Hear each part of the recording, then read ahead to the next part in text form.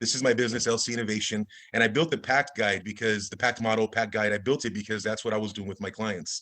And I started realizing that every time I helped them, I was hired for operations, or I was hired for quality purposes or lean manufacturing. And it ended up starting off with each client. It ended up beginning in the sales aspect of things. Because, what kept happening was they were worried about their sales, worried about their marketing, but yet when it came time to talk about it, they didn't really want to talk about it. Every time we started talking about, customer demographics and market segmentation and all these items that to me are very simple items to talk about, they would just be, oh yeah, I got that all in my head. I got that all in my head. And I would just be like, well, tell me about it then. Tell me what kind of clients you're going after. Tell me what you're doing. And they really wouldn't know how to answer that without saying, I got it all in my head. I'm very intrigued by you. The first time we met was 2016. You came to 10X reception only. I remember it well. You were with Trademark Plastics, as I recall, and you were in sales. Yes, sir. And yet you started telling us that you're typically brought in for something operational or quality, and I would have expected it to be a sales thing. So how are you so multifaceted? That's where I started. Joe. I started off as an executive host at San Manuel Indian Bingo Casino in California. It's called Yamava Resort now. But I started there at a very young age, and I just started as an executive host, and that's where my sales came in from. And then I just started becoming a sales executive there, and just really working with a lot of clients. I had about 500 clients. I had about $6 million in sales revenue that I was bringing in, and I was just very aggressive. And I was taking my high-end clients to Vegas. I was taking them to Los Angeles Lakers games. I went to the NBA Finals in 08, 09, and 2010, and I would take clients there. And I don't mean to sound cocky or conceited at all, but I was making a lot of money, a lot more than the directors and managers were making through tips alone. And as they started to realize this, they started to tell upper management, the VPs and everything about me. And they started saying, he's making too much money and we're not making too much. So what are we going to do about this? And they ended up cutting my tips drastically. Like it hurt me big time. So then I had a choice: either stay there and go the traditional management route without being customer oriented, or go to Las Vegas and become an executive host there. And I just got married at the time, so it's kind of hard to go to Las Vegas and live that fast life. It's crazy out there, especially with executive hosts. You can get somebody from China coming in on an airplane saying, I want an executive host right now, and I want him to follow me around, he or she to follow me around for the next 48 hours and take care of my family. And that's the kind of life it was out there in Vegas. So I was prepared to do that, but one of my clients was a plastics processor for medical devices, and he was one of my clients, and he ended up taking me on board. So when I was there, I started off in sales and marketing. I was VP of sales and marketing, and then I became the business was not doing well. My team was selling way too fast, and we were not producing Six Sigma level type product. That's one of the reasons why I was at your show. And we weren't doing that well. So then after that, we were about to run out of business. It was really, really bad. Our customers were upset, and that's kind of goes into the model that I built. I really started listening to our clients, and I started to understand their operational needs for us. And what ended up happening was I was promoted to VP of operations because I started to understand operations really well, because I intertwined it with sales and marketing, which few people do. A lot of people think it's separate, but they have to be on the same level. They have to be under the same vision. So that's what I did. And now I left the company about 6 months ago, and they just sold on this Monday, they sold for $42 million.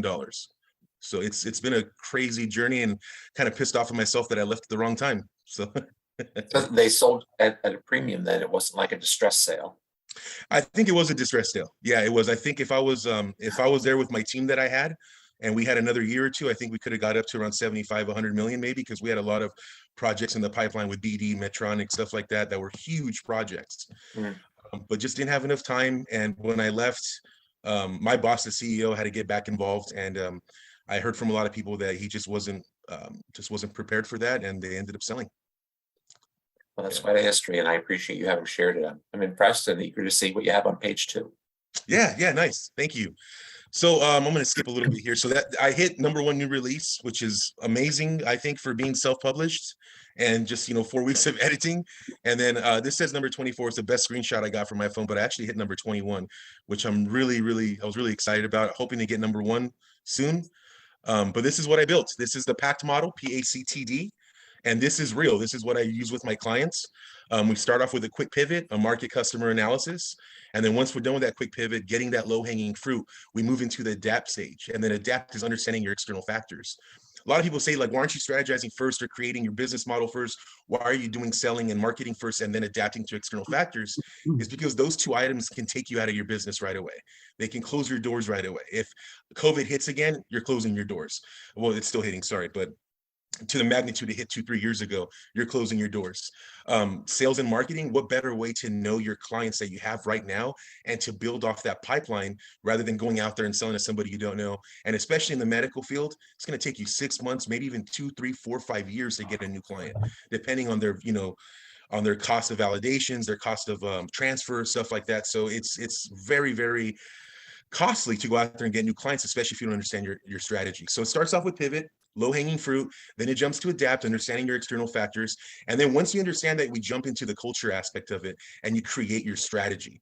I put culture with strategy because it's so important to intertwine all these aspects. And then lastly, once you're ready, once you have the sales and marketing, once you adapt to the external factors, once you're paying attention to everything around you, then you create your strategy. Then after that, you're ready to hire some people. And that's the transcend phase. And the reason why it's a transcend phase is because this is when you get people that believe in your vision and you know what you want. If you're going to have a vision of a company that has strong engineers that are strong in CAD files, that are strong in ERP softwares and coding and stuff like that, why are you going to hire a salesman? Why are you going to hire somebody that has nothing to do with that? That's why you wait till the end. After you build your strategy, you then start hiring people because you know what your vision is. And that leads me to the next slide. The main thing I'm trying to teach you at the end of everything, and what my book shows you at the end of everything, is your capabilities have to complement your vision and your market. And the reason why, once again, they're intertwined, because it's your vision and it's the market you're going after. And if your capabilities don't complement both of those, you're not going to make it out. Unless you have a product that speaks for itself, like Mac, like Apple, like, just the big names. Unless you have that, it's not going to make it. So we start with the pivot, customer segmentation, market analysis. And one thing a lot of people don't understand too is product portfolios.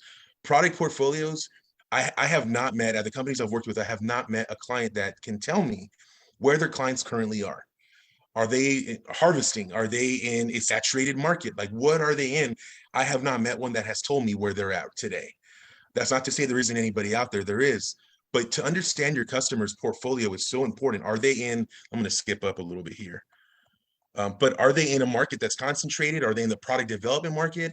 Are they in a market development? Are they diversifying what they're doing? Where are they? If they're in the first two brackets, which is present markets and present products, well, then they're very, very concentrated. So if you're going to go out there and sell, and if you're going to spend your resources on selling to somebody that's in a saturated market, that's concentrated on one aspect, and they're not looking at the future, they're not looking at the external factors, you're not going to have longevity with this client. And at the same time, if you have a client right now that you're spending 80% of your time with, and they're also in a concentrated market, and they're not paying attention to the ever-changing world around us, then you're going to fall with them if you're spending too much time on them. And if you're relying too much on their forecast, that's not really built. And that's another thing too. I've asked clients about forecasts. Do you have a forecast? Do you know what your clients are going to put in January, February? Do you know if they're heavy in the first eight months of the year and then they slow down at the end? So that way you can actually save some money and then plan a shutdown of your facility or a maintenance of your equipment. And they don't know that either. They just get the orders and they start going and they keep going and they don't do all these other things because they think that all these other things are just either not important or they're not going to pay somebody to come in and do that. And that's where I get into like the hats again of, business owners wearing too many hats. So sorry, I jumped up a little bit, but let's go back to so then we go into adapt, Porter's 5 forces. And then this also goes into technical and quality assessments. When I was in manufacturing, there was a new certificate called Medicred. So Medicred got all of the top dogs, BD, Medtronic, Stryker, Boston Scientific. They got all the big dogs together, their engineering departments, and they developed a criteria for their manufacturers. For their offshoring, whatever, their manufacturers had to go by this. It wasn't no longer ISO 13485 or 9001. It was just strictly based on the requirements of the BDs and the Medtronics to manufacture for them. So they put a whole criteria together and they hired auditors. That is adapt in my eyes. How are you going to be ready for something like that if your organization is in shambles?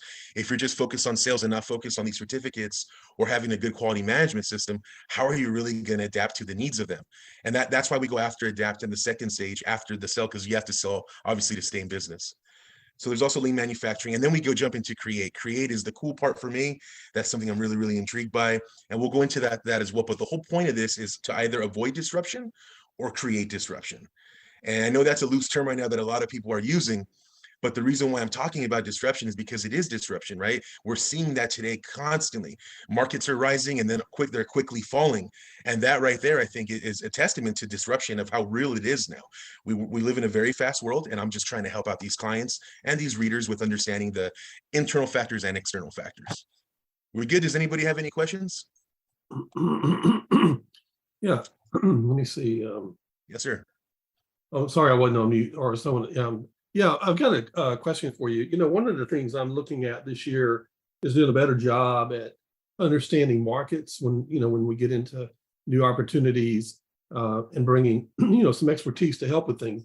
But I'm sort of wanting to get a better understanding of how to do a market analysis for the client that I'm working with and kind of compare my numbers with their numbers. And I'm using programs like FinViz, Guru Focus, Crunchbase. I know you're probably familiar with all those and others. So my question is, would you have a recommendation on what to sign up for as a license to be able to, across the med tech industry, to perform market analysis kind of on the fly? And by on the fly, I just mean I may have to spend a few hours, days doing it, but yeah. Do I have the right tools? That's good. Well, David, first of all, I think you requested me to be your friend on LinkedIn before this, so thank you. That's awesome. Awesome to be your friend now. But yeah, so what I use is CB Insights. I love CB Insights. So CD Insights? CB. C is in Chuck and B is in Bryan. CB Insights. CB Insights. Okay. Yeah, it's an incredible tool. The CEO. Yeah. I'm sorry. Go ahead. Yeah. No, I was clearing my voice. Sorry. Okay. Yeah, it's okay. So the CEO of CB Insights, his name is I think it's Anand Sawari, I believe. I forgot his name. Sorry, but this guy is always sending out market reports for free. Now, the crazy part is that even though they're really top notch and they're really, really good, I started talking to them and I wanted to become a subscriber. And once again, I don't mean to sound cocky or conceited, but I started to talk to them and I started telling them, I want this, I want this, I want this, I want that. And they're like, okay, well, that's more advanced. That's more advanced for us. So we need you to speak to one of our specialists. So I started speaking to a specialist. And once again, he told me too, if I could create this program for you, this is going to be amazing. This is awesome. And I was surprised he hadn't created this yet. So then at the end, I said, okay, how much is this going to cost me? And he said, well, our lowest client is around $50,000 a year. And I was just, whoa, I can't afford that. Like I can't afford $50,000 for a market report. And he had told me, well, the reason why it costs so much because our big clients are Bank of America and all these other top Fortune 500 companies. Yeah. But if you go on there, David, my God, he has a lot of fintech, medtech. He has so many reports that he does. And there's other ones too. There's Grandview Research. What I'm getting at is creating something new, because like when people that deal with startups or very small companies that are getting involved, you got to create something really custom made, for their competition and state of the art kind of thing.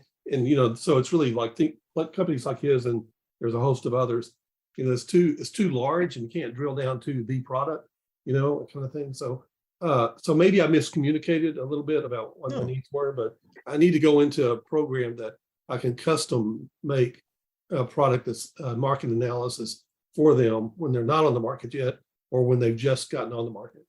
Yeah, no, I got you, David. Yeah, at CB Insights, they do that, but it's very, very expensive. But if you're going to bootstrap it, I have a couple of slides here where that's what I do. This one, for example, right here, this customer profitability matrix. Understanding your clients and then also understanding them on Yahoo Finance and digging deep into what they're doing. That's what I do. I love digging deep into that kind of stuff. And the customer profitability segment, and there's more slides in regard to market analysis, but this one makes you understand where your clients currently stand and where the future clients stand, right? So this one in particular was at a company I was working with. It was 40% profitability at the bottom, 60% profitability. And then the other ones were on the left, 10%, 16%. And the other one was also around 11%. So what I did was, I got all their sales revenue, I got their market, their profitability, and I just put it down on paper. That's what I did. And then I noticed that all the companies on the left were in Mexico, and all the companies on the right were at the corporate offices. So what I started to figure out for this company was their gateway, their entry, their barrier to entry was getting through the Mexico and San Diego facilities in regards to manufacturing. Once they got in there, even though the profitability was low, the volume was very high. So once they did that and they got into corporate, they started seeing 40% profitability. They started seeing 60% profitability. And then they started to see a shift in their resources from those entities in San Diego and Mexico over to corporate in Minnesota and in Boston. So that was a quick thing that I did. And then they started understanding like, whoa, what is corporate? And then they started figuring out corporate wants diversity assessments, corporate wants technical assessments, they want quality assessments. So then this client started reaching out to them. And then that client started telling them exactly what they wanted. And in 1 year, they ended up getting $6 million in sales revenue. So it's understanding, becoming an extension of your clients. And that's the market analysis I built. And now what I do also, David, is I create really, really easy things that are in your mind that people don't put on paper. So this, for example, we figured out, that to be an approved supplier for, I'm not gonna say who, but one of the BDs or Medtronics or whatever, to become an approved supplier, if they acquire or merge with somebody else, this certain company actually automatically moves you into their ASL list, right? So even though they move you in there though, there's no record of quality assessments with whoever the parent company is. So then we started traveling and we started going to their headquarters. And then from their headquarters, they did no manufacturing, right? They weren't doing that, but they had a lot of administrative offices and marketing offices and customer service offices. So we went there and we started speaking to the marketing people. Speaking to the marketing people, we got really cool with them. We had a couple beers over dinner, started to understand all the products that they do. So what they started doing was saying, man, you're really cool, Bryan. I'm going to introduce you to our manufacturing facilities and our research and development facilities. So once that started happening, once we did that analysis, I then put it all on paper and I started seeing that they had multiple facilities. And that's why this slide seems so simple. First Street and F Street, because they had two facilities down the street from each other in Minneapolis, which meant I could get a lot more contacts, but also meant that what happened from here, David, was that they started giving me a lot more information. I found out that this client was actually outsourcing $400 million worth of plastic. And at that time, we were only getting about 1.4 million of plastic. So once again, we started figuring out, okay, what's the profitability? What's the sales? Then we started talking to them and figuring out what exactly else we can get. And once we figured that out, the sales started coming in and the leads started coming in, lead generation. So then I started flying out to Boston, going to one of the events, going to a MedTech event or going to a biomed event. And I met their people and I found out they were in the cardiovascular department. Then I started finding out that they had a $2 billion sector for cardiovascular that had another $100 million worth of plastics in there. So that's the market analysis that I do, is we first go after your current clients, the current state of your clients, their portfolio. You start understanding all their satellite companies, all their sister facilities, and you really start to meet those people, travel and meet those people, and you really start to build like this whole tree of contacts and possibilities. And to me, that's a form, an aspect of a market analysis. And this is another thing I built. So this was just the Midwest section, right? They had a headquarter in Minneapolis, which is First Street building. They had administration building. They also, in Denver, Colorado, they had a research and development facility. In Boulder, Colorado, they had a manufacturing facility. They had two facilities in Utah, one for automation and assembly in Salt Lake City, one for manufacturing in Sandy, Utah, and then another one in Wisconsin for manufacturing steel components. The craziest part was in Sandy, Utah, that was our biggest competition, and it was the lowest revenue of that entire Midwest region. So Sandy, Utah was actually building the same exact components that we were building from a more technically based material. I think we were doing like a polycarbonate, and they were doing some other material that they were doing. But that built out the whole structure. So now we have contacts, and now you're literally building your CRM, right? And that's another thing too, guys, that I was talking to these clients, and you'd be surprised at how many times they told me that they don't need a CRM, they have everything in their head, or they have everything in Excel. And it's just really, really heartbreaking to see that, because there's so many applications out there that can really help you out right now with all your market demographics, your market analysis, and your customer retention. Which ones do you recommend? I recommend IQMS. It's also called Delmia Works. They just got bought out by a French company. But the reason why I recommend them is because they tailor the system to what you want. Right? They might not be a Salesforce. They might not be a Slack even. They might not be as good as them right now, but what they do is whatever you need, a crystal report that you need, a profitability analysis report that you need, they literally create that code with you, and they create it and they tailor it to you, and they'll do it 100 times to make it right. I literally worked on a profitability matrix with them, Joe, and it took them about 2 years to make it for me. But at the very end, with the click, how much did that cost? We were paying around $5,000 a month with them, and it was in the package. Does that feel expensive to the folks on the call? $60,000 a year for that? Yeah. You feel it was expensive, but you feel it was worth the value? Oh yeah, absolutely. Like I said, when I went to go visit a client, I would get off the airplane, I would wait for my Uber, and I would just hop on my laptop, get a Wi-Fi going, and I'd literally click a button, and on my Uber there, I would just go over their numbers that I already knew, but I would go over there just to, get the specifics down. And we would have these meetings, and, most of the time they were kicking my ass for a 5% price reduction. But I'd go in there and I would say, you know what, you guys did about, $2 million in sales revenue more with us. So I'm willing to give you guys 2% off. And they were just like, wow, people usually tell us nowhere to kick rocks. And I was able to do all this stuff just in a 30-minute Uber ride. So it just, that's the kind of positivity that I see. That's the kind of benefit that I see when you work with a CRM that's able to tailor their needs to you, tailor your needs to them. Okay. Yeah, so this was the market product portfolio I was going over. I believe this was in Michael Porter's competitive strategy book. And it just really, I really wish that more people got involved in this, understanding present markets, present products, future markets, and future products. Understanding the product portfolio aspect is huge. I understand you might have a $10 million client. I understand you might have a $20 million client. But if they are concentrated on one area that's about to go out, that's about to be disrupted, you not 100% you're going to be able to figure that out, but there's a good chance if you're at least following it, you may see some red flags that are showing you that these guys are ready to go out of business, or they're ready to lose revenue and be absorbed by somebody else. So I just think, especially for these small businesses, just paying attention to these guys. Imagine being an engineer and one of these clients tells you, hey, you know what, I want to try this other material. I want to try this other adhesive material. So you try the other adhesive material and you spend a lot of money on it, and you're not paying attention to the market. They just got bought out by somebody else, and they told you, you know what, we're good for it. We're going to pay you when you're done. And you lost about $10,000, $15,000 worth of sampling. So that's why it's important to look at these product portfolios and to really jot them down on paper to understand a clear path of where your resources should be going. Are we good, guys? Any more questions? Okay. So yeah, after that, we jump into Create. I like to get into culture with Create.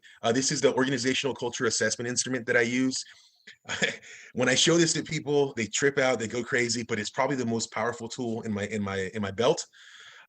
Clan, collaborate, very small structure, very small organization, 15 to 100 employees. Then you have an adhocracy type of culture, which is very creative, right? Very entrepreneurial based. Then you have a market type of structure, market type of organization that's very competitive, right? Think of Pepsi and Coca-Cola. Think of chips, think of all like over-the-counter products that are competing with each other, and it's all market-based. Then you have your hierarchy, which is very control-based, which I believe a lot of medical device companies need in order to be successful. But in this certain element, what I did was, now this company today, when I interviewed about 10 of their managers today, they were heavy in clan, heavy in market, and a little bit in hierarchy, but they were a medical device company. So what happened after that was I started speaking to them again the second time after they got a chance to, get themselves together and figure out what kind of future they wanted to be successful. And they figured out they wanted a more adhocracy type of environment, type of culture, and a more hierarchy based as well. So even though they got some awesome, kickbacks, company picnics, a couple of really good PS5s for their kids during Christmas from the owners, even though they were very tight in that clan type culture, they didn't want that clan type culture. They wanted more of a hierarchy, because even though the clan was awesome, they were working. The clan type culture was awesome. There was 12 or 14-hour work days, and going to the hierarchy, which allowed them to work, more cohesively, to get some policies and procedures done, to get more certifications. What ended up happening was they wanted that more control, because then they would work 8 to 10 hours instead of the 12 to 14.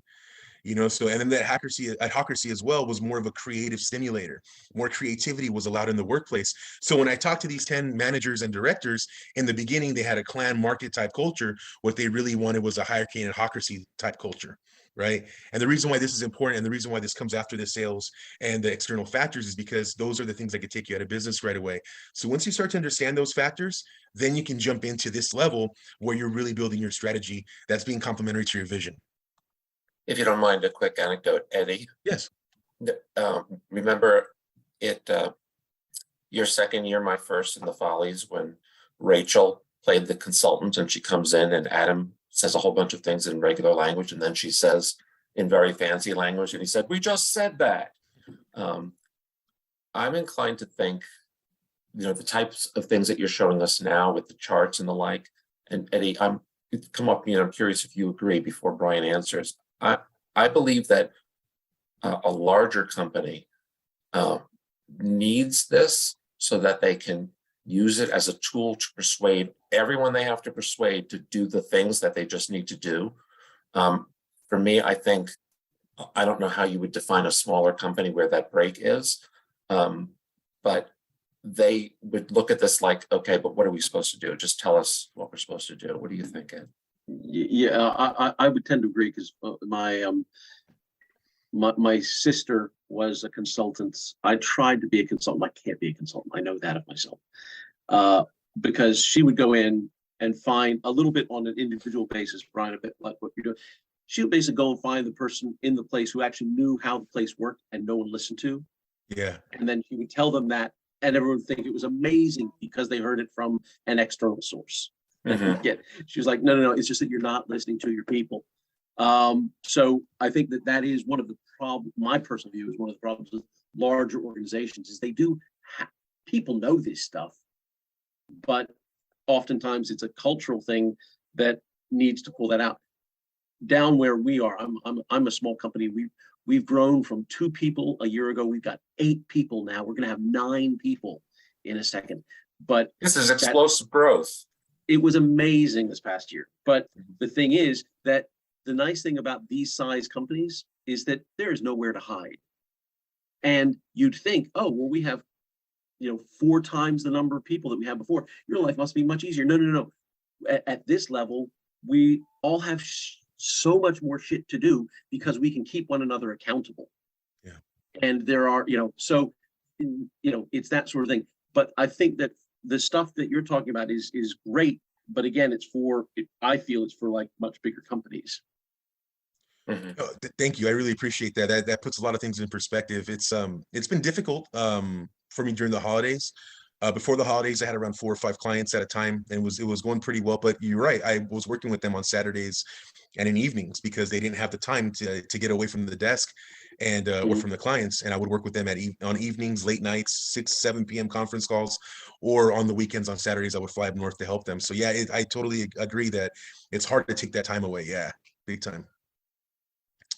I find it interesting that quality audits is in the same plane with the cultural things, because oftentimes people treat the auditor and the concept of getting audited brings out things that would be at odds with your culture and harmony and adaptability.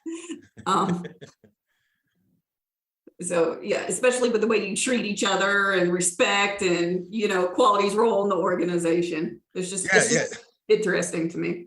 Yeah, this is like the way it's supposed to look after you go after your culture and stuff. So if you look at the human capital, can't pay people in their prime, very creative people, getting them out of college or getting them near retirement, and they just want to help out another company, right?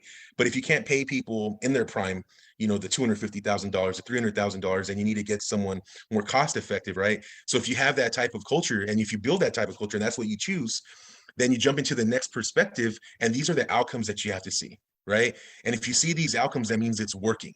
So if you see efficiency, if you see good results with quality audits, harmony, adaptability, key performance indicators are actually working, and you're actually seeing some good results, this is what you're supposed to see after you start building that. So that's why it might seem a little off. I apologize for that, but it's it's not off, because like you said, it's the way it's supposed to be. But yeah, rarely, I'm not going to say never, but I've rarely said ever been treated like, oh, well, Michelle's coming to audit me. I can't wait to learn what's going on in my organization that I didn't know about.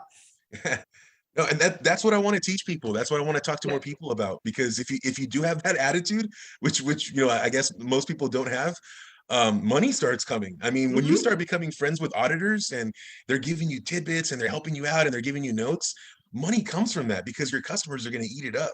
Well, and I've always thought, who do you want to tell you about your problem? Me, who is on your side, or your customer to tell you have a problem, or a regulatory body to tell you have a problem? Exactly. All of those are expensive.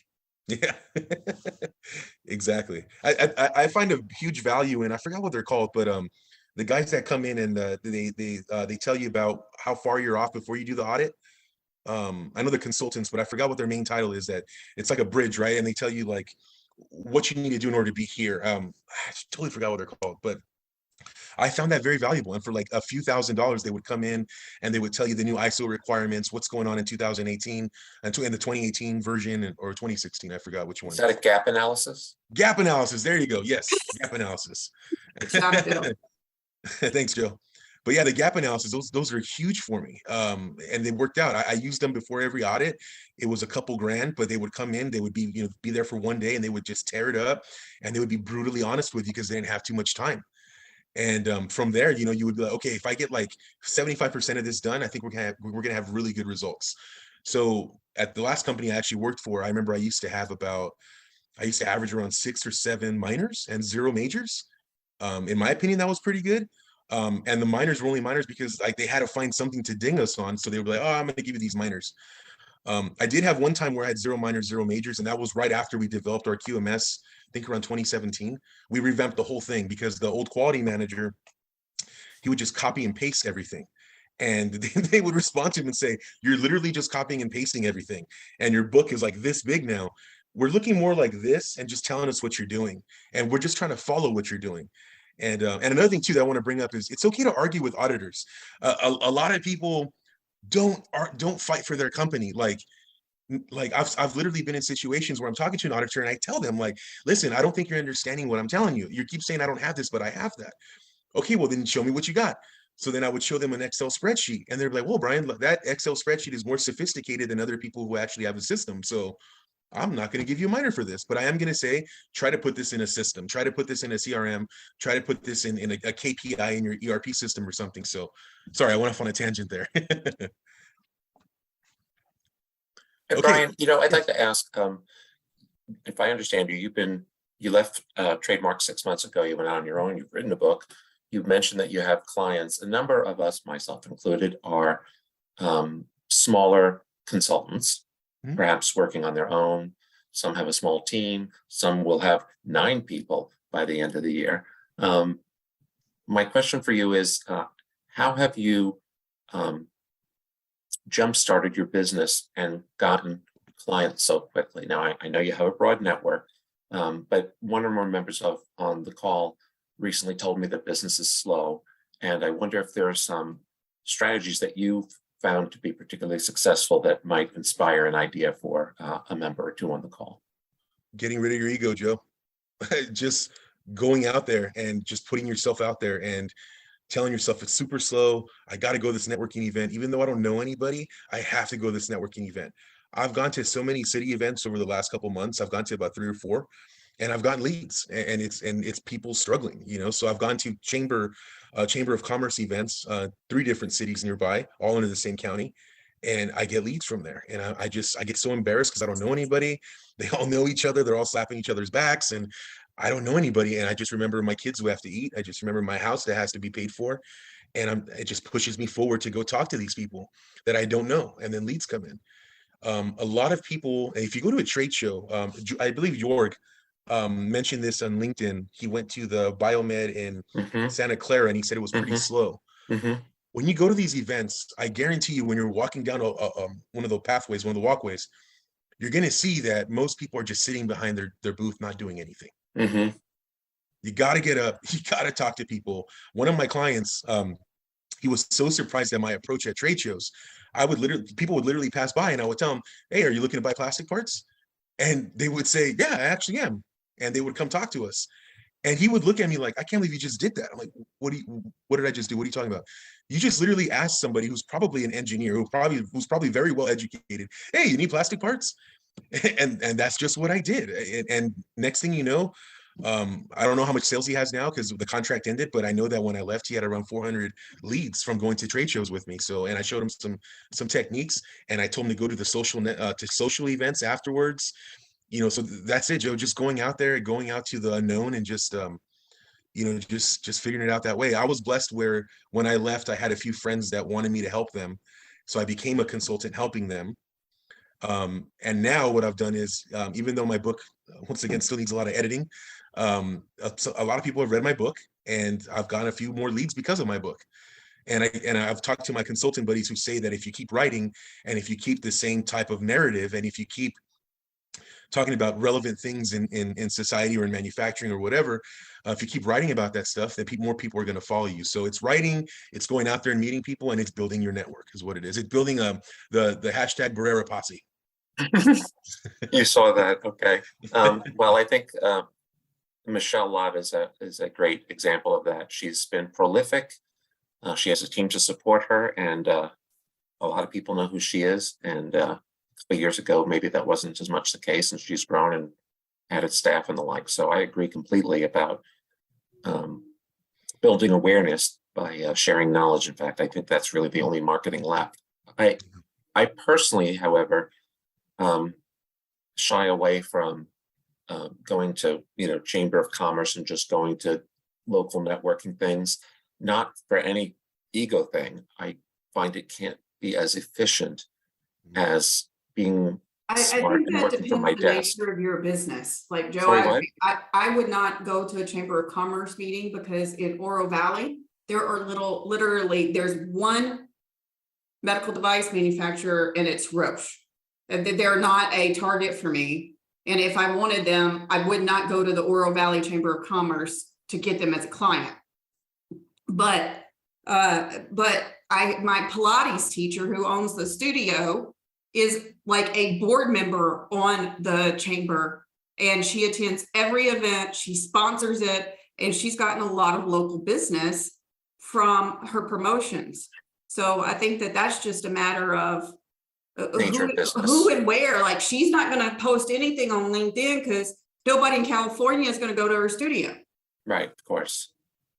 Yeah, that's a great point, Michelle. You're 100% right. For me in particular, I'm a startup. I'm just building out, and going to these events and meeting some of these struggling businesses it's been helpful for me. But yeah, I believe it was Ed who was speaking earlier. Ed, thank you. Like I've shied away from speaking to the large OEMs, even though that's where my experience is with mostly. But I really want to develop a strategy where I can go after them more, because I think you're right. This is a lot of stuff that I think I can teach them, and we can be in a room together, and I could just draw a lot of these concepts and models on a board. So you're spot on, Michelle. It is about what your market is. Yeah. This looks complex. What have you got here? Yeah, so we're getting down to the bottom. This is the transcend phase. This is actually a balanced scorecard. Why is it not moving? There we go. So this is the balanced scorecard that I was building, that I was talking to Michelle about earlier. And this is actually what I did for the New England Patriots. So this is like the cool part of my book that was kind of out of the box. I'm like obsessed with winning cultures. One of them is the New England Patriots. And what I noticed was Bill Belichick chose the organizational capital way of running his business. Organizational capital means you pay people what they're worth, you pay top-notch people, and if they're not performing, you get rid of them. Now, I'm not for this kind of culture. I'm a human capital guy because I believe in that. People like to call it fluffy stuff, but that's the kind of guy I am. I believe in paying for education and just growing people and having an awesome environment. Organizational capital for Bill Belichick and the Patriots, it's based off nothing but discipline. And this is all the studies that I did on this guy. He overspends for certain people, he underspends for certain people. But if you notice, in the learning and growth perspective, it's all about position and data analytics. He pays for top-notch analytics and he pays for top-notch players. But the moment they start to dip a little bit, he gets rid of them. But what was really cool was where he finds them. That was the interesting part. If you notice, the Aaron Rodgers and the big receivers and the Odell Beckhams and all those guys, they're huge market players, right? They want to be in a big market. They can sell themselves, but which one of them has won a championship? If you look at the Tom Brady approach, what Bill Belichick did, he got Tom Brady in I think he was the 199th pick or something like that in 2001 or 2002. He got him that late in a draft. And what he did was he built the whole team around him. All these other teams spend $20-30 million on wide receivers, which is a very popular position. But yet, if you look at their strategy, they have little 5'8", 5'9" guys that aren't that fast, but are very smart, don't drop the ball, and run their routes. So what I did was I put that in an organizational perspective. And why don't we do that as an organization? If you're running your business, right now, the perfect example is in plastics. The tool maker position, the person that builds the molds, the dies, the tools, it's a dying trade, and so is maintenance. So you get all these companies that are out there trying to find a guy, trying to pry him from somewhere else, but they're getting paid extremely well now because they're a dying trade. So a position in the past that was only making $75,000, $80,000 is now probably making $120,000, $150,000 because it's a dying trade. if you don't have the money to go pay that, if you don't have an organizational capital type, facility where you can pay guys like that, and you have to do more human capital led, I started to hire people from UMass Lowell. UMass Lowell, that's known for their plastics division. They have chemists there. They have all these other type of plastics type of educational services, and I would get people from there. And what I found out was this one position, they had the knowledge and the expertise in those 4 to 6 years of college to surpass the guys that I was working with now that had 30 years of experience in the field, because they had developed these traits, because they had developed this way of doing business. I started hiring these people who were just brand new and loved all this new technology, and also loved to listen to the people with experience because they were eager to learn new ways of doing things, that they would sponge it all up, and they would just, in 2-3 months, they would take over the entire department.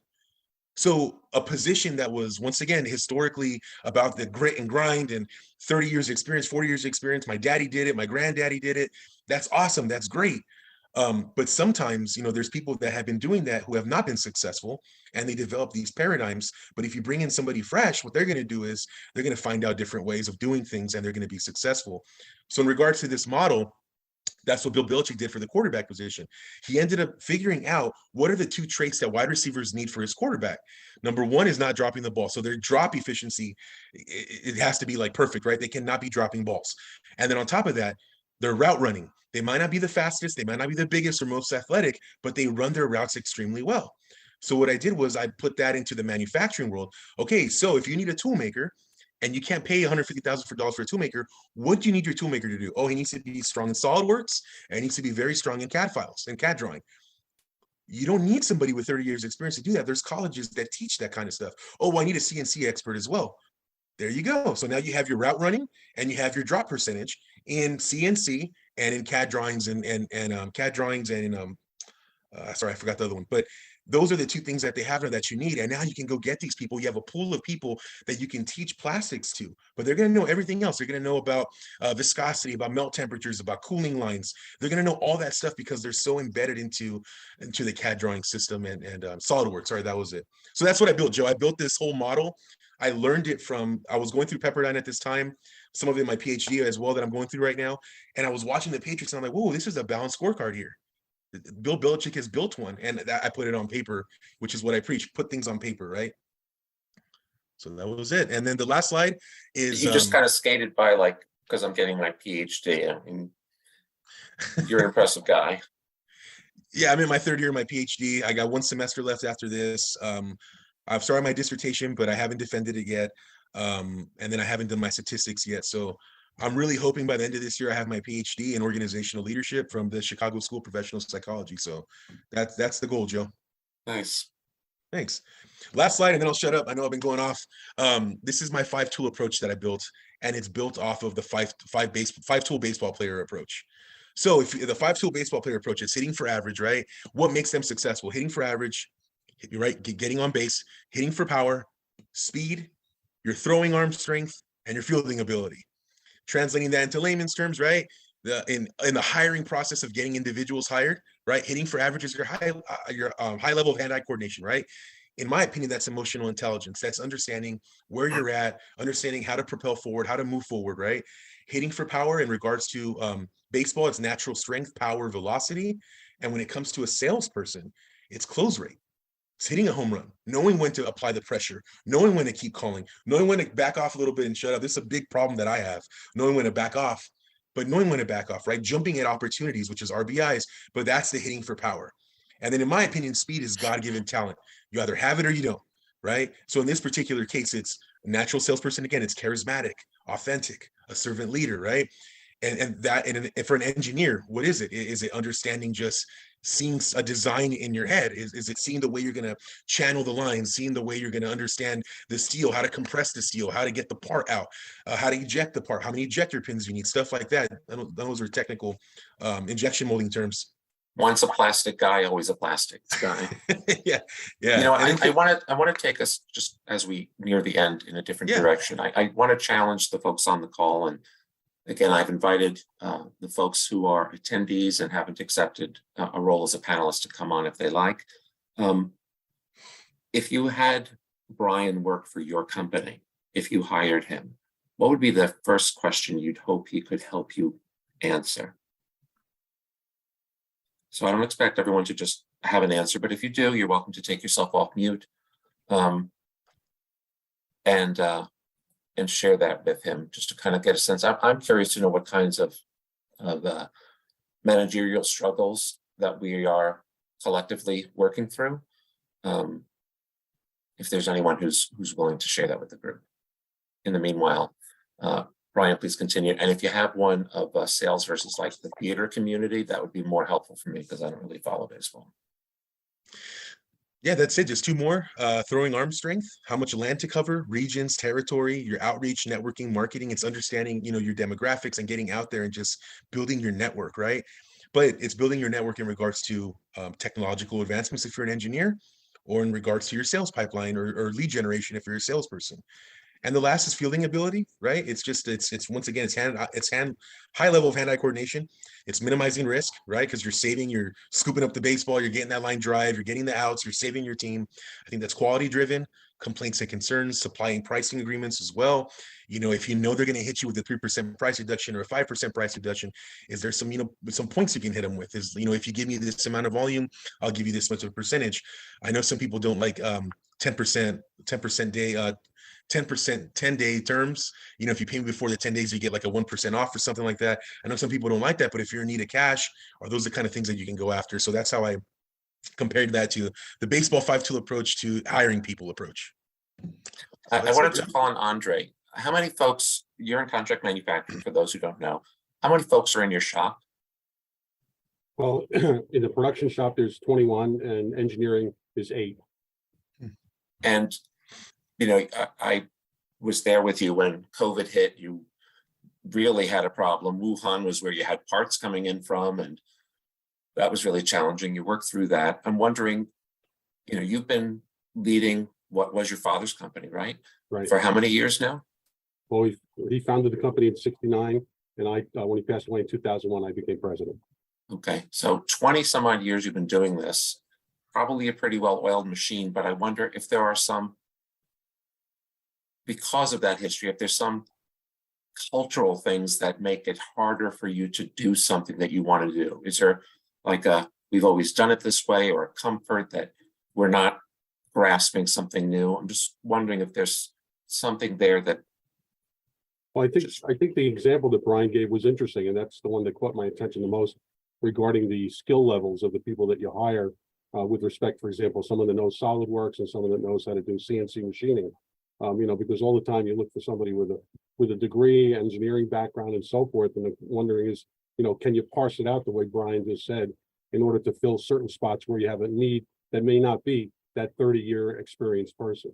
Yeah. So that was an interesting example and made me think about it. And that's something I think that I could apply here, because many times we just look for the degree and the experience, or instead maybe you parse out the capabilities and you might be able to fill the need better. I know Bryan well enough to offer him that he's not going to, charge you for a 30-minute consult. I bet he'd be enriched by hearing what some things you are working through are, and hell, you might even make it into his next book, or even this book when he edits it properly. And for those of you who are wondering, no, Andre apparently has family in Florida, so he won't attend this 10X either. Last year, he was celebrating an anniversary. Gee, I'm so sorry, Joe. Who knows what 2024 will bring? Yeah, I'm trying to think of something quick so I don't have to go to 10. Yeah.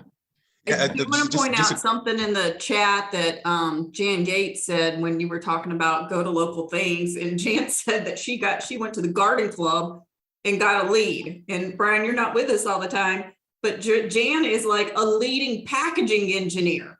So it's like one of those things like, what do you think, you're going to go to a garden club and invent packaging all at the same time? It was a medical device person there, a salesperson that needed help with packaging. And I just happened to sit next to him and I couldn't believe it. I guess I got to join the garden club. Also in the Q&A, Mark, who chose not to come on camera this week, said his experience is that most of the med tech industry doesn't understand sales. What do you say to that? I agree. wasn't asking you, but I'm glad that there's rich participation on the call. I would like Brian to know I know what a sprue is. Oh, nice. That's awesome. That sprue, Michelle, is like, that sprue that you know, right now, there's like a huge revolution in the plastics industry right now for that sprue. Like there's a new mechanism that hijacks that sprue and just autonomizes the whole processing now in injection molding. It's a thing called influx. I was about to get them right before I left my last company. We're working on that whole process. And I know you were trying to be funny, but it's so cool that what you just said is actually something I was working on before I left. She's just bragging. She used it in a crossword puzzle. So like it's not a picker that picks it up and drops it for a regrind. It like makes it to where there's no sprue at all. No. So what this does in the sprue area, they put a adapter in that area, like not the sprue, but like the sprue area. So they put an adapter there, and what happens is it hijacks the machine. They put all the circuits to the machine, it hijacks it, and then autonomizes the whole process. I can't explain it further than that. That's extremely layman's terms. But when I was at their facility in Cincinnati, they showed me the adapter, and it would literally show like a bucket with a half a bucket, and they would flip the switch, and then all of a sudden in one cycle would be an entire bucket based on that adapter and hijacking the machine. I'll Google that later. Influx, yes. To the point about sales and medtech, what was your reaction to what Mark had to say? I've dealt with a lot of them. They're just thinking about product. That's from what I've seen. They're thinking about product, thinking about market, just the money, making money, thinking about the shares per employee, all that stuff. That's what they get. I've met a lot of people that don't even know their counterparts, that don't even know their whole supply chain. You know, they're just thrown one direction all the time. And I had one client in particular, a huge company, $16 billion company, and I would have their VP of quality come to our facility, and he would tell me, like, you know, we don't really market anymore. We don't really know our sales anymore. I'm just focused on these quality objectives and cutting costs. So they're focused on that. And he came another time too for a gamble walk. So he came for a gamble walk, and I'm like, man, like, you know, can I talk to someone about volume? Can I talk to somebody about this? We used to make 30 million components a year. Now we're only making 5. Is there something going on here? And I couldn't find anybody about that, Joe. They were really focused on the suppliers, and rightfully so. They had thousands of suppliers across the world. So, but that's what I see. I see they're focused a lot more on cost initiatives, and now they're a lot more now diversity assessments, and also the biodegradable materials right now. That's taking a huge boost right now. But yeah, that's why I brought up that whole product matrix, because you'd be surprised at how many people don't understand product portfolios of themselves or even their clients. Of themselves, what I mean is somebody will come in and say, hey, can you make this for me? Yeah, I can make it for me. But did you ever take a step back and see if it's in your wheelhouse? Are you just making it to make money? You know, so I'm really grateful that you joined us today, and so that folks can understand better what your value prop is. And at least half the folks on this call are 10X alum. Bryan will be joining us the entire time, I'm given to understand. And you guys know that there's plenty of time for breaks and coffee and ice cream and meals to sit with him one-on-one and talk about what's going on with your businesses. So I hope those of you who haven't signed up yet can join us. I'd love to see everyone. Mark Matthews apparently is using crutches these days. I don't know what's going on over there. You want to take yourself off mute and tell us what's going on? Yeah, I can't walk, and so I need the crutches to be able to walk around. I somehow twisted my ankle pretty seriously, and Ouch. so I can't put weight on it. How long has it been since that accident? Like 3 days. Oh, okay.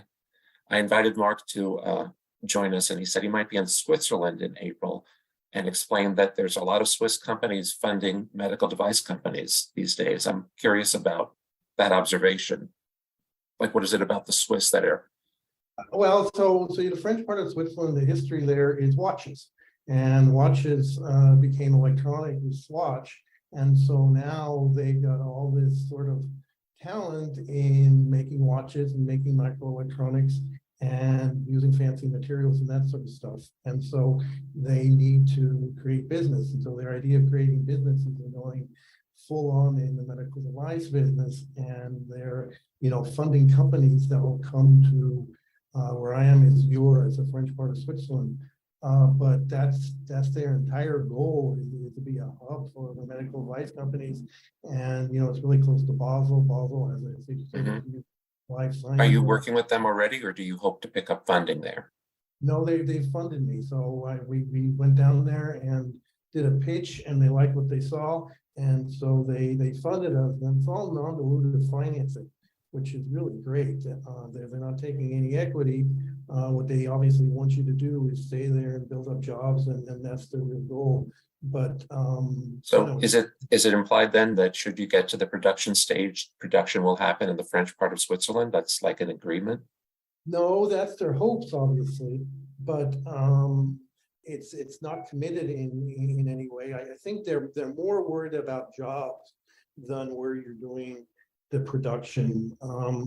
And you know, Swiss made is still sort of an interesting marker across the world, especially in third world countries and that sort of stuff. So there's a lot of reasons to probably make even sense to manufacture in Switzerland, given that it's more expensive.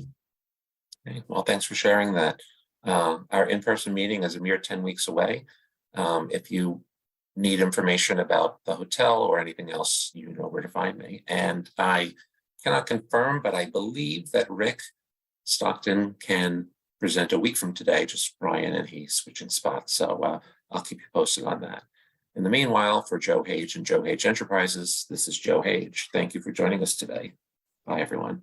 Thanks, Joe.